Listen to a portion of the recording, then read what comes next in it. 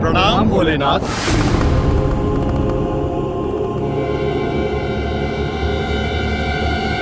महादेव! प्रभु प्रभु प्रभु महादेव!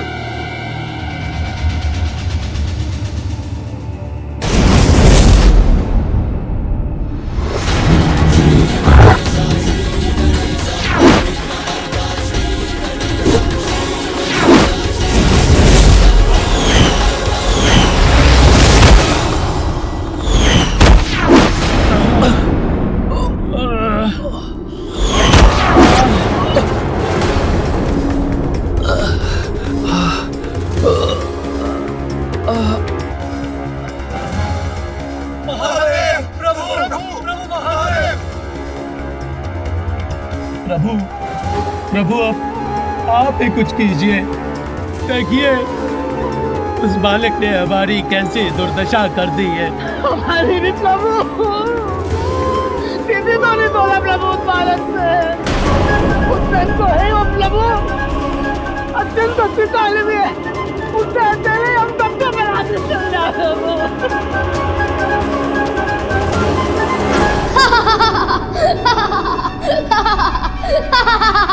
मैंने कितना कहा किंतु नहीं सुना आप सभी ने, तो अब भुगतिए परिणाम। मेरे गणों का अपमान मैं कदापि सहन नहीं करूंगा।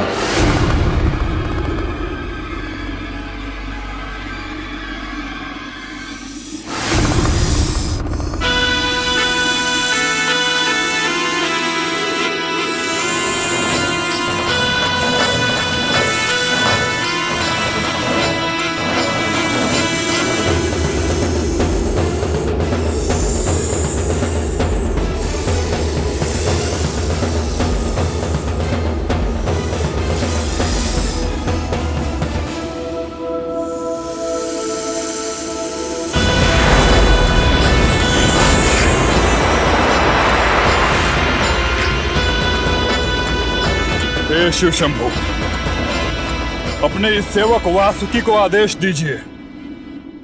मैं अभी जाकर इस बालक को उचित पाठ सिखाता हूँ। एक कुत्तंड बालक भोलेनाथ की महिमा को चुनौती दे, यह देवराज इंद्र को स्वीकार नहीं है प्रभु।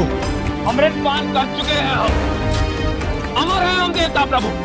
अभी उस उद्दंड बालक को अमृतों की शक्ति दिखाते हैं। हाँ, की शक्ति का अहंकार है इस बालक को। मैं अपने ताप से भस्म कर दूंगा उसे। गजासुर हमारे समक्ष टिक नहीं सका, तो दुस्साहसी बालक हमारे सामने क्या टिकेगा? प्रभु, उसका अहंकार भी नष्ट होगा। हाँ, अहंकार का नष्ट हो जाना ही उचित है। प्रतीत होता है यही होगा। अहंकार मिटेगा और तो ही तो शुभता का विस्तार होगा।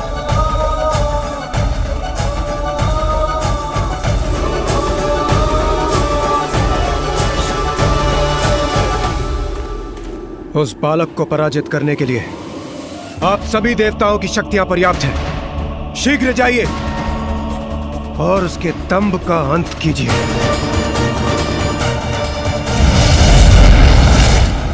अवश्य मिटेगा, सबका अहंकार मिटेगा।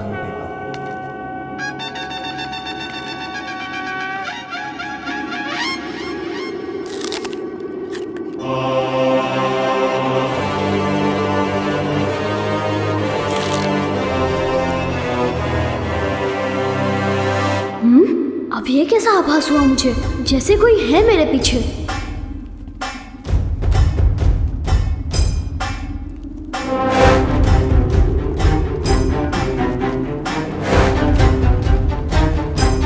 ना स्वयं शांत बैठते हैं, ना दूसरों को शांत बैठने देते हैं। उन्हें लौटाया था, अब ये आ गए। उचित है, आइए।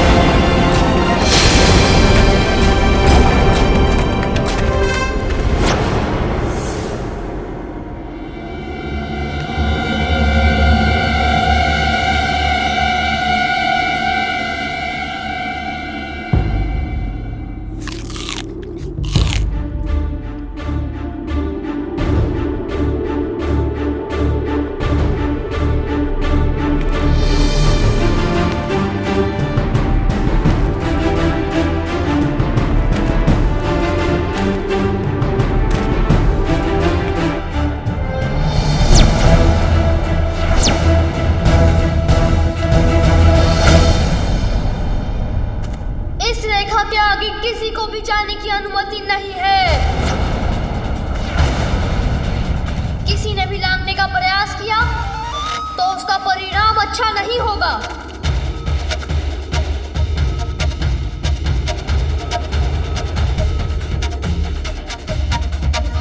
ए बालक, क्यों अपने जीवन के शत्रु बने हुए हो? हटो मेरे मार्ग से और अपने जीवन की रक्षा करो। आप लोग एक ही बार में समझ क्यों नहीं जाते? मैं अपने स्थान पर और अपने निर्णय पर अडिग हूँ और अडिग रहूंगा। कोई इस रेखा के आगे नहीं जा सकता। ये ज्ञात भी है मैं कौन हूँ?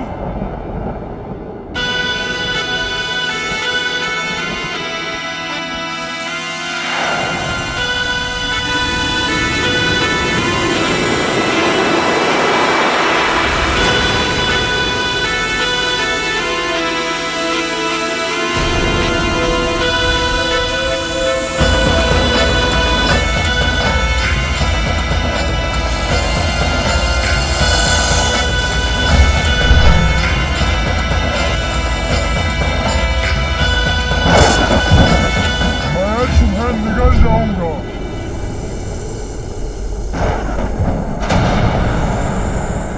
नागराज वासुकी, ये क्या कर रहे हैं आप अपनी सभी सीमाओं का उल्लंघन कर रहे हैं। अब तुम मेरा ग्रास बनोगे बालक। नागराज वासुकी, रुक जाइए।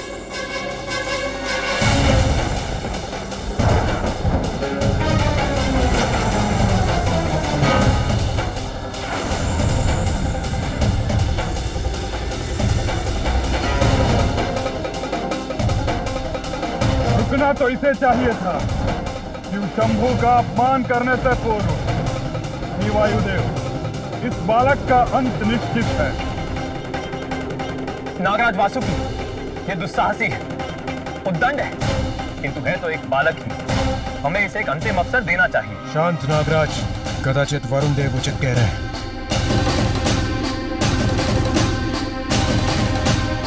उचित है देवराज, किंतु यदि ये तब भी नहीं माने तो मैं विवश हो जाऊंगा। ये कैसे कैसे विचित्र रूप धारण करके आ रहे हैं आप सभी। सर्वप्रथम वृषभ, फिर मेढ़ा और अब ये विशालकाय सर्प। क्या एक एक करके आप सभी पशुओं और जंतुओं के रूप धारण करेंगे?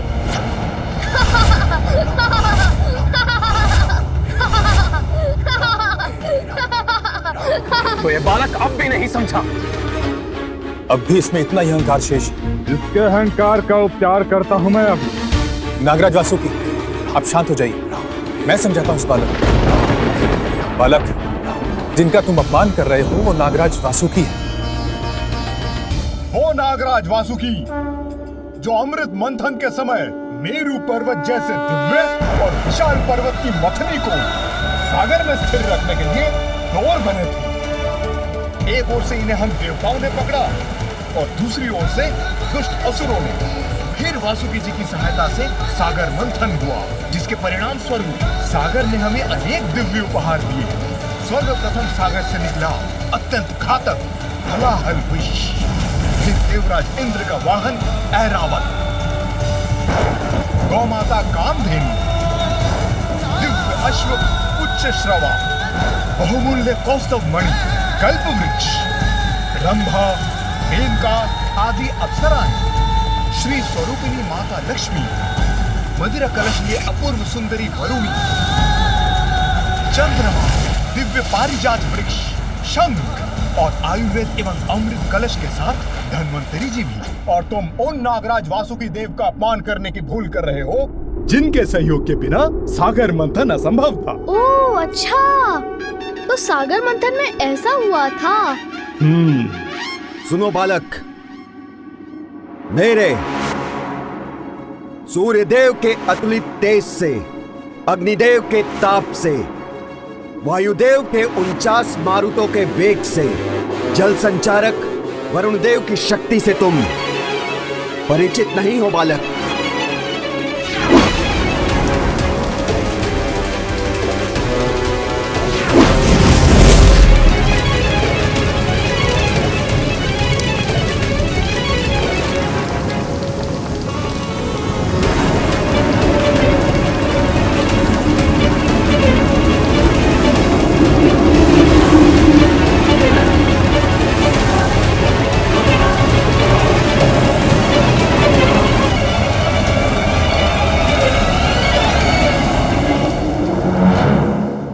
देखा तुमने हम देवताओं की शक्ति।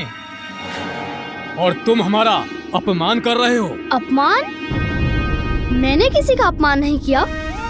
माता के आदेश के पालन के लिए आप सभी को कुछ ही क्षण के लिए रोका है। अपमान तो तब होगा जब मैं आप सभी को परास्त करूंगा। हमसे संघर्ष का परिणाम तुम्हारे लिए अच्छा नहीं होगा बालक। परिणाम की चिंता तो आपको करनी चाहिए। आपने अपनी शक्तियां तो दिखा दी, किंतु मुझसे युद्ध करने की शक्तियां हैं आप में। आयु और अनुभव में तुमसे बड़े होने के नाते मेरा यानी कि अग्निदेव का कहना मान लो और हट जाओ हमारे मार्ग से। देवता है हम, अपार शक्ति है हमारी, जिसका प्रयोग कर बड़ी सहजता से हम तुम्हें पराजित कर सकते हैं। कल्पना में, वास्तविकता में नहीं। आपकी शक्ति धरी की धरी रह जाएगी मेरे समक्ष। ये बालक ऐसे नहीं मानने वाला है, इसे तो क्रीड़ा में ही उलझाना पड़ेगा। मैं कुबेर और तुम इस विवाद को समाप्त करने का दूसरा उपाय सोचते हैं, जिसमें तुम्हारी बात भी रह जाए और हमारी भी। तुम्हें सागर मंथन की कथा सुनाई थी ना मैंने, तो नागराज वासुकी की सहायता से हम सागर मंथन जैसी क्रीड़ा क्यों न करें?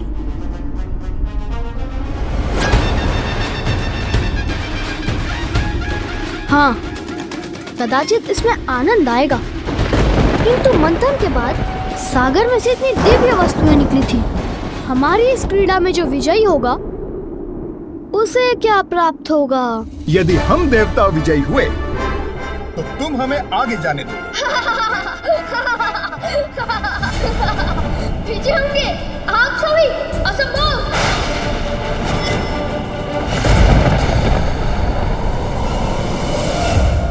नागराज वासुकी, मान लीजिए मेरा प्रस्ताव।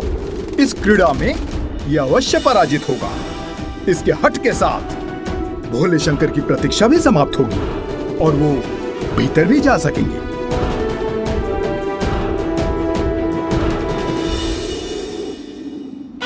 ठीक है।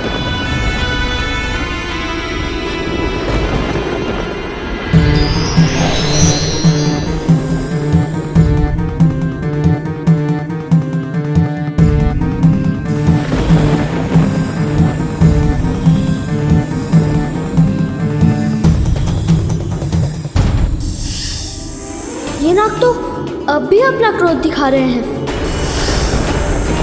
अब पकड़ ही लेता हूँ इन्हें। मैं तो आपको मुख की ओर से पकड़ूंगा और आप सभी इन्हें पूंछ की ओर से पकड़कर खींच लीजिए। ये इस बालक का भोलापन है या अहंकार? चलिए प्रति आत्मविश्वास।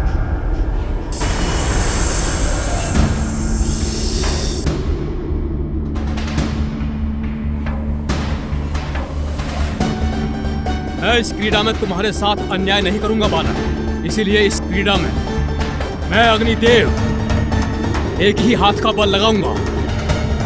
क्षण भर में समाप्त होगी यह क्रीड़ा। अग्निदेव के समक्ष पल भर भी नहीं टिक सकोगे तुम। प्रारंभ करें बालक। अवश्य।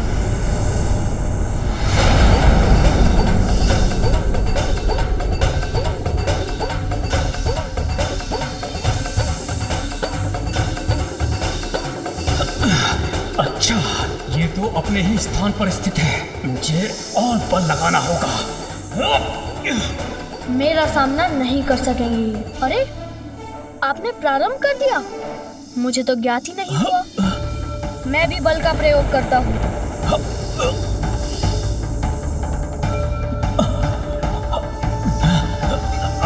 अरे, ये क्या हो रहा है? इस बालक ने मुझे कैसे खींच लिया? आप स्थित रहिए अग्निदेव, मैं आपकी सहायता करता हूं।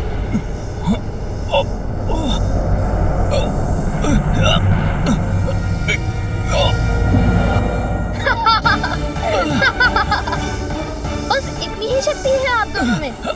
अग्निदेव किसी को भी अपने ताप से भस्म कर सकते हैं और वायुदेव जो बवंडर उत्पन्न कर देते हैं। बालक, अब हम इस क्रीड़ा को समाप्त कर देंगे।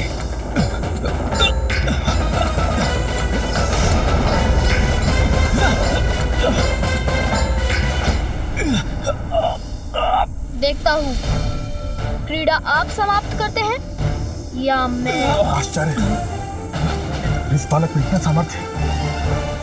अग्निदेव और मेरी वायुदेव की सम्मिलित शक्ति का सामना कर रहा है, खींच रहा है। अग्निदेव, अपने पांव जमाइए। वायुदेव, आप इतने भारी हैं क्या? बल लगाइए, अपनी शक्तियों का प्रयोग कीजिए। चलिए। आप हमें आदेश मत दीजिए सूर्यदेव। आप स्वयं संभाल कर दिखाइए इसे। ये तो एक दूसरे से ही उलझ रहे हैं, यही उचित अवसर है। एक बालक से विजय प्राप्त नहीं कर पा रहे हैं और एक दूसरे पर ही दोषारोपण कर रहे हैं। ऐसे तो ये बालक विजयी हो जाएगा।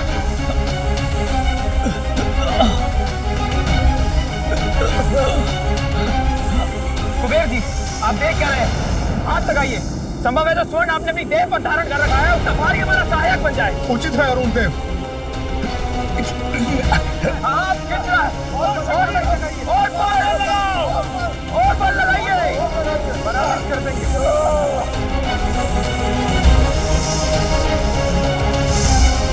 ये कैसे संभव है? अवश्य ही बालक कोई अदृश्य मायावी शक्ति का प्रयोग कर रहा है। हम भी अपनी दिव्य शक्तियों का प्रयोग करते हैं।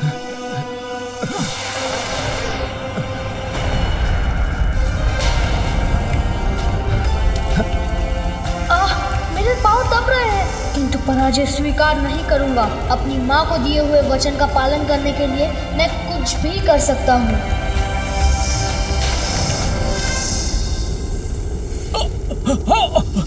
अब देखिए मेरी शक्ति।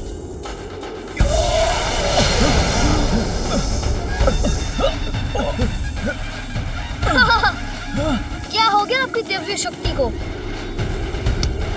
यदि आप अपनी दिव्य शक्ति का प्रयोग करेंगे तो मैं उससे भी बड़ी शक्ति से आपको पराजित कर दूंगा।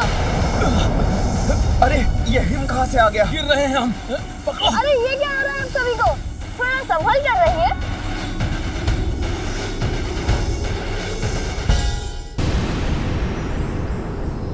बड़ों का अपमान तो बालक का दुर्भाग्य बनता है स्वामी। आपके वरदान से प्राप्त पार्वती का पुत्र देवताओं का बार बार अपमान क्यों कर रहा है?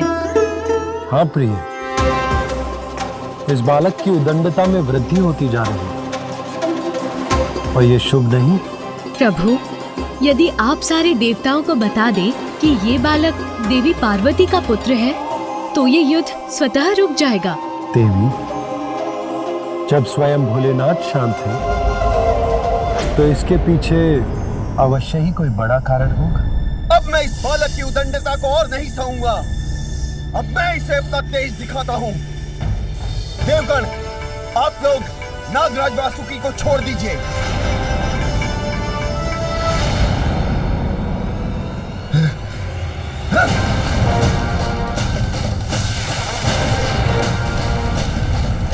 ये क्या? इस सर्प का ताप तो बढ़ता ही जा रहा है।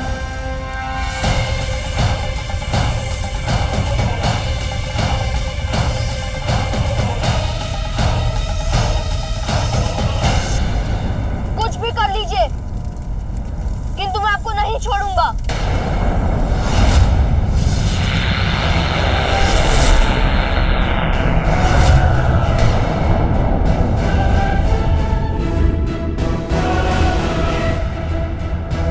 असहनीय पीड़ा हो रही है मुझे। बस बहुत हो चुका।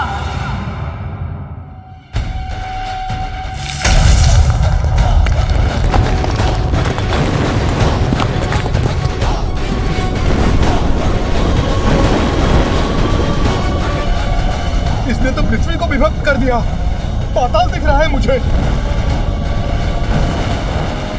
अग्निदेव तो नहीं हूँ। यदि मैं नीचे गिर भी गया तो अग्नि का तो मुझ पर कोई प्रभाव नहीं होगा, किंतु ये नुकीली शिलाएं, उनसे तो कोई बचाव नहीं। आहत हो जाऊंगा मैं इनका कोई अहित नहीं चाहता, किंतु मैं इन्हें परास्त युद्ध से ही करूंगा।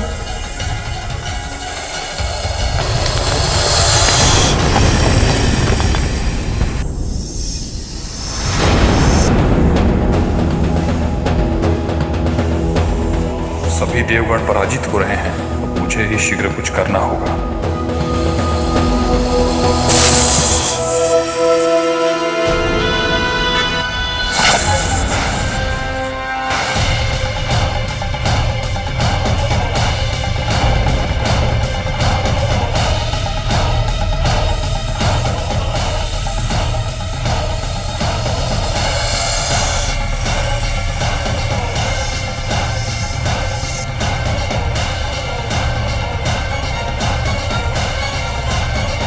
कदाचित हमें ये क्रीड़ा रोक देनी चाहिए।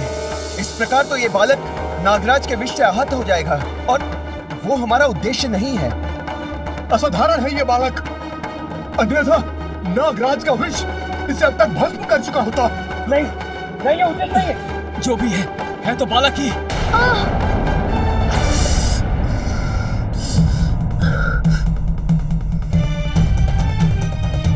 धन्वंतरी देव, ये क्या हो रहा है? कुछ उपाय कीजिए। धन्वंतरी देव, धन्वंतरी देव, धन्वंतरी देव, धन्वंतरी देव।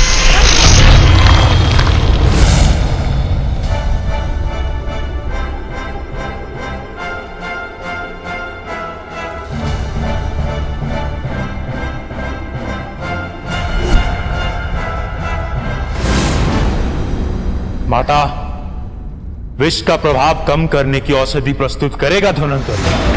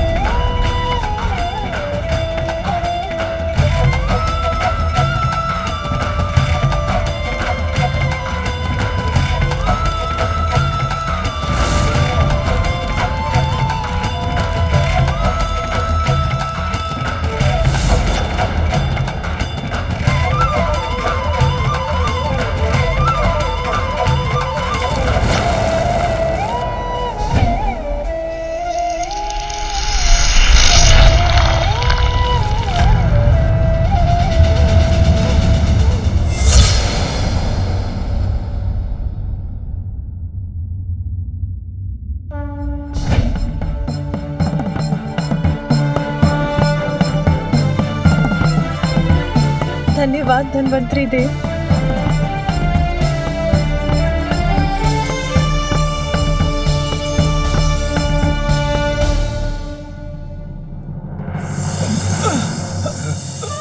तुमने कहा था तुम सदैव मेरी रक्षा करोगे, उसी प्रकार तुम भी स्मरण रखो कि मैं तुम्हारी माँ सदैव तुम्हारी रक्षा करूंगी। माँ के आशीर्वाद से मेरे नेत्र पुनः स्वस्थ हो गए। सर्वप्रथम आपने कहा था मात्र अपने बल का प्रयोग करेंगे, किंतु आपने अपने दिव्य शक्तियों का प्रयोग किया। बल और शक्ति दोनों में मैं आपसे श्रेष्ठ रहा, तो आपने इतना तुच्छ व्यवहार किया। इन नाग ने मुझ पर अपना विष डाल दिया। अब देखिए इसका परिणाम। उनका विष हम पर गिर सकता है। बचिए देवगणों।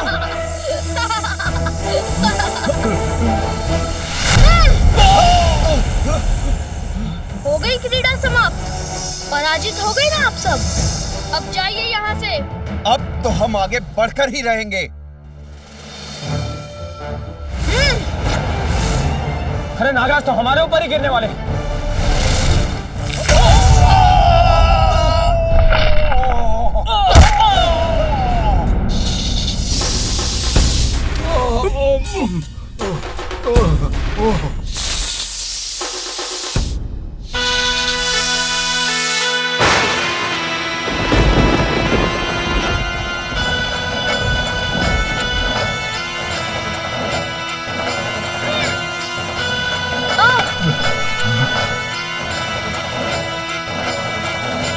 अरे अरे, ये क्या कर रहे हैं? मुझे जकड़ लिया इन्होंने।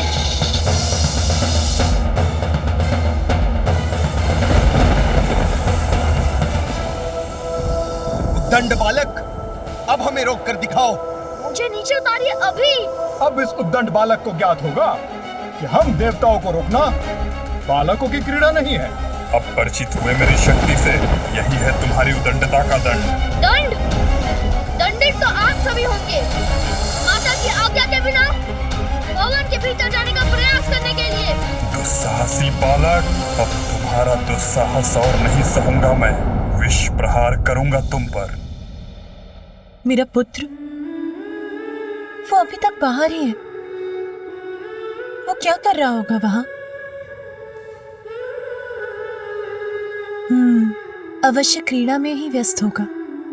मेरी शक्ति को कम समझने की भूल मत कीजिए। अभी मुक्त हो जाऊंगा आपके बंधन से।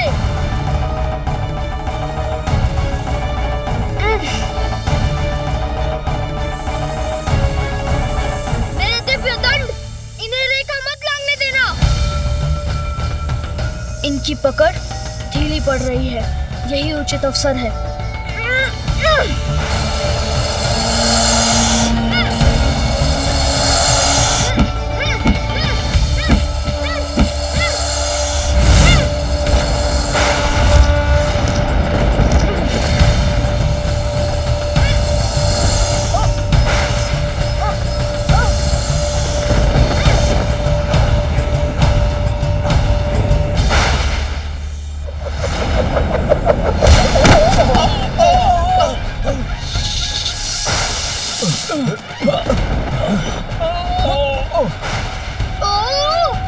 अब कैसे बाधित हुआ हमारा मार्ग?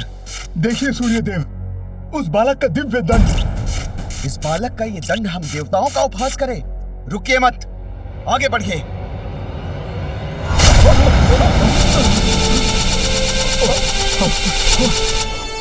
ये क्या? इस दंड ने तो हमें बंदी बना लिया है। एक बालक का ये दिव्य दंड हमारी शक्तियों का सामना नहीं कर सकता। उचित कह रहे हैं अग्निदेव, हम अपने बल से इस बंधन को तोड़ देंगे। बल प्रयोग कीजिए।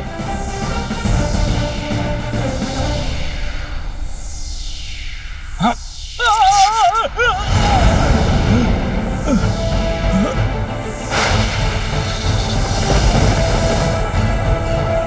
अरे, ऐसे झूलने में तो बड़ा आनंद आ रहा है।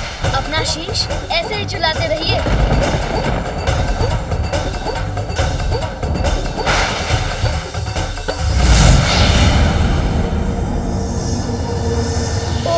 मैं नीचे गिरता जा रहा हूँ।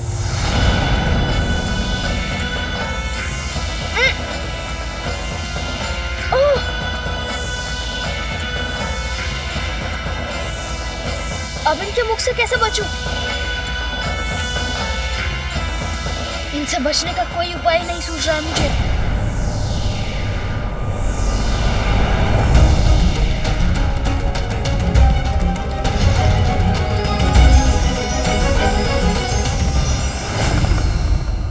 स्वामी अभी तक क्यों नहीं आए? उनकी प्रतीक्षा विचलित कर रही है मुझे। किंतु पार्वती, प्रतीक्षा करने के सिवाय तुम कर भी क्या सकती हो? मैं उनके स्वागत के लिए खीर बना सकती हूँ। उसी खीर की मिठास के साथ मैं उन्हें अपने पुत्र के जन्म का मधुर समाचार भी दूंगी।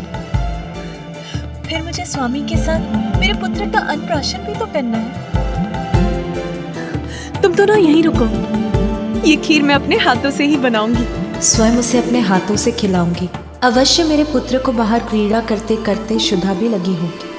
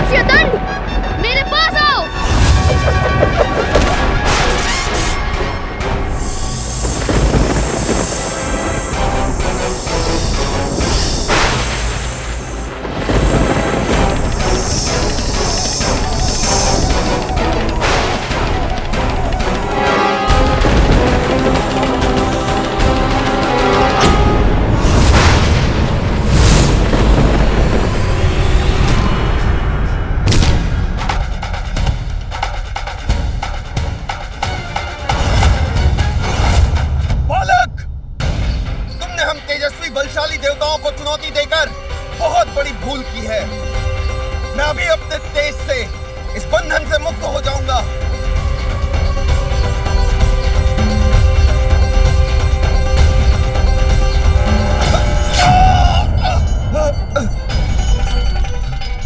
ये तो अवश्य ही कोई बड़ी माया है जिसने मुझे सूर्यदेव को रोक दिया। बस इतना ही तेज है आपका? मेरे बंधन से भी मुक्त नहीं करा सके स्वयं को? विश्वास नहीं होता। हम देवता एक तुच्छ बालक के समक्ष विफल हो गए। पार्वती के पुत्र का दम सभी सीमाएं लांघ चुका है, जिसे देखकर मेरे हृदय में चिंता उत्पन्न हो रही है। कहीं उसका कोई अनिष्ट न हो जाए। देवी, आपकी चिंता का आभास है मुझे। स्वामी, फिर आप सभी देवताओं को उनका परिचय क्यों नहीं दे देते? ये देवी पार्वती का पुत्र है। सबको ये बताकर आप इस अनावश्यक युद्ध को रोक क्यों नहीं रहे हैं? प्रिय, जब स्वयं भोलेनाथ शांत है, विष्णुदेव भी शांत है, तो मेरा अनावश्यक हस्तक्षेप करके देवताओं को ये बताना अनुचित नहीं होगा। विश्वास रखिए, भोलेनाथ और विष्णुदेव के शांत रहने के पीछे अवश्य कोई बड़ा कारण होगा। इतना परिश्रम करा दिया, भूख लग गई है। दुख तो भीतर जाने के बाद ही मिलेगा।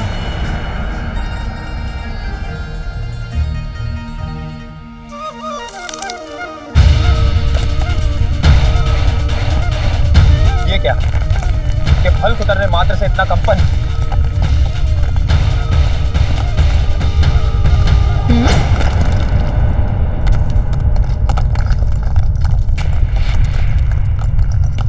ये कैसी ध्वनि है?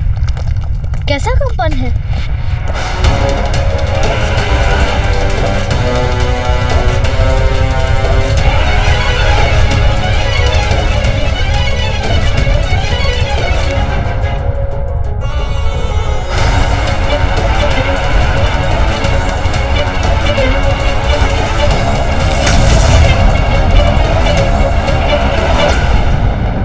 इतना विशाल काय, इतना सुंदर श्वेत गज, आश्चर्य, बड़ा विचित्र गज है ये। कितना विशाल है।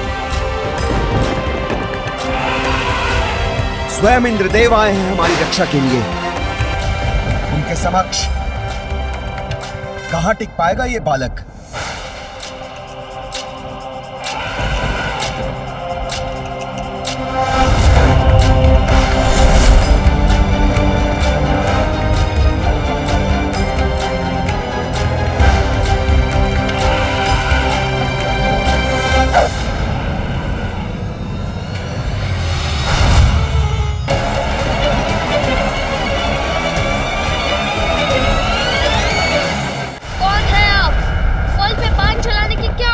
थी, वो फल मेरे खाने के लिए था।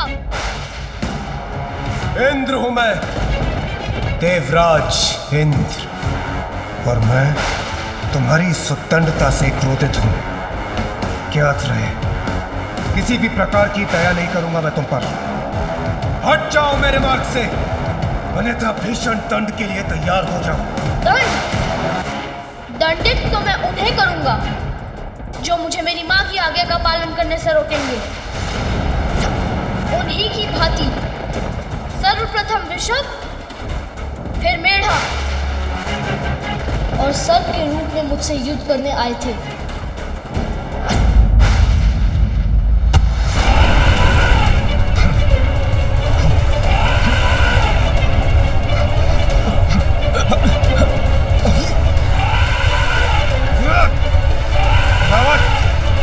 शांत हो जाओ, संतुलन बनाए रखो। मैंने तो अभी शक्ति प्रदर्शन प्रारंभ ही किया है और आप पीछे हटने पर विवश भी हो गए। बस इतनी ही शक्ति है देवराज इंद्र की। अभिमानी बालक, तुम मेरा देवराज इंद्र का अपमान कर रहे हो।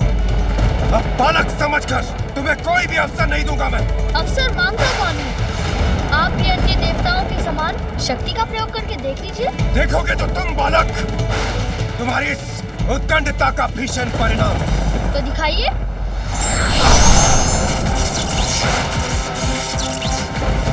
देवराज ने अपने वज्र का आवाहन किया है।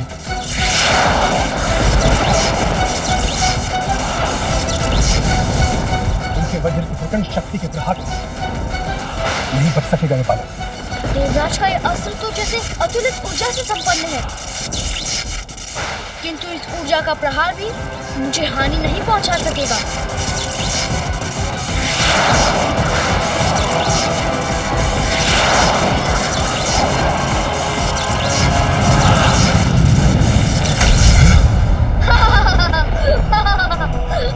मेरे वज्र को रोक दिया इस बालक ने। एक ऐसी विलक्षण शक्ति का स्वामी है ये। अब आप मेरे प्रहार से अपना बचाव कीजिए देवराज।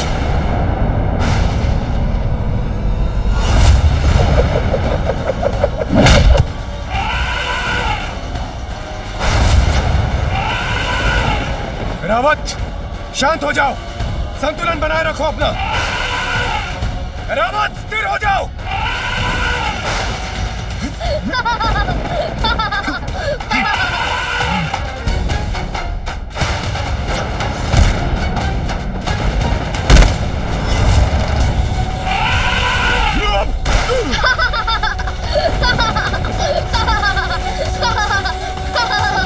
कौन है ये बालक जो मुझ पर भी भारी पड़ रहा है? देवराज इंद्र को भी भूमि पर गिरा दिया इस बालक ने। तो क्या हम देवताओं में कोई भी इसका सामना करने में सक्षम नहीं? फिर क्या करें हम? इस अभिमानी बालक की उदंडता तो बढ़ती ही जा रही है। अब तो इस स्थिति से बचने का एक ही उपाय है। सूर्यदेव, शीघ्र बताइए, क्या है इसका उपाय? मृत्यु के देवता यमराज। यमराज? सूर्यदेव कदाचित उचित कह रहे हैं वरुणदेव। सारी सीमाओं को पार कर चुका है ये बालक। उन देवताओं की सम्मिलित शक्तियां भी इसे रोक नहीं पाई, किंतु अब शीघ्र इसका रोका जाना आवश्यक है, अन्यथा ये भोलेनाथ के कोप को जागृत कर देगा। इसे वश में करने के लिए साधारण दंड नहीं, केवल यमराज का भयंकर पाश ही इसे वश में कर सकता है। यमराज के पाश से तो कोई सुरक्षित नहीं रह सकता, ये बालक भी नहीं। यमराज, हमारी रक्षा कीजिए।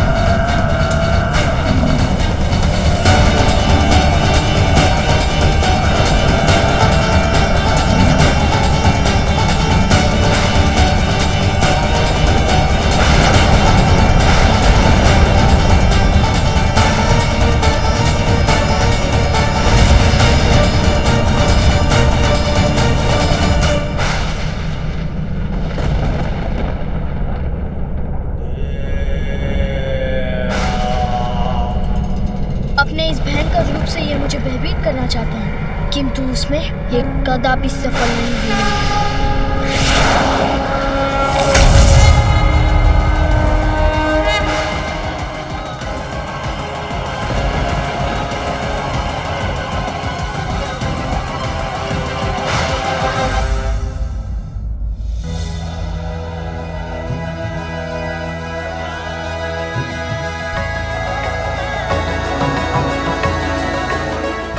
अवश्य मेरे पुत्र को बाहर क्रीड़ा करते करते शुद्धा भी लगी होगी।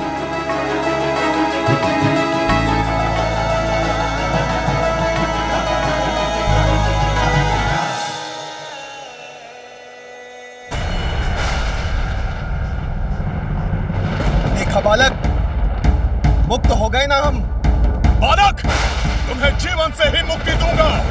तुम्हारे प्राण हर कर तुम्हारे अहंकार को खंडित करूंगा। अच्छा, तो अब आप ही अपना गुणगान अवश्य करेंगे, मुझे बताएंगे कि आप कितने शक्तिशाली देवता हैं, और ये भी बताएंगे कि अपनी शक्ति से कैसे मुझे उचित पाठ पढ़ाने वाले हैं? मैं उनसे भयभीत नहीं। आप भी अपनी शक्ति का प्रयोग करके देख लीजिए। दुष्ट बालक, तुझे क्या भी है? तूने किससे उलझने का दुस्साहस किया है?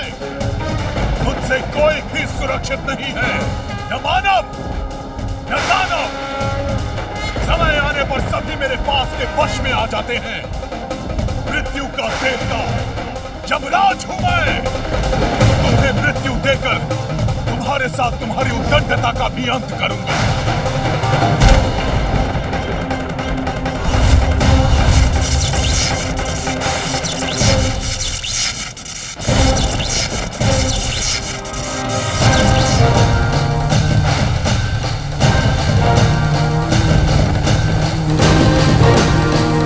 अरे, ये अपने शरीर से उत्पन्न कर कैसे भयावनी कीट भेज रहे हैं मेरी ओर।